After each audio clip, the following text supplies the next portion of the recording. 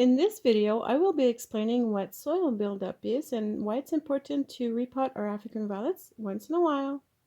What happens when we fertilize our plants is the plant does take up some of the fertilizers, but a portion of the fertilizer becomes salts in the soil and it builds up. On the short term, this is not very damaging, but for long periods of time, it does become hard on the plant. In this experiment, I will be showing you two samples. The sample on the left is fresh potting soil. It's come out of the bag.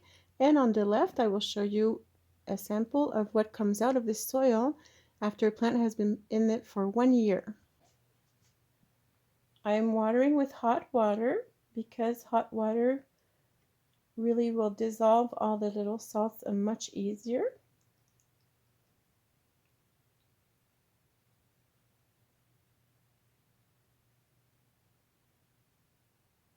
And there should be a difference in the color of the water that will come through.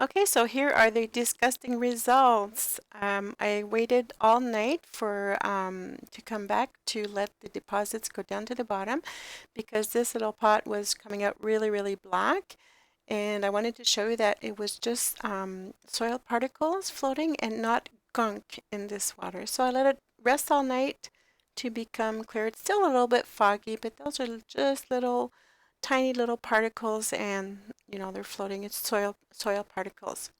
So here are the results, disgusting results, and a good reason to repot your African violets once in a while.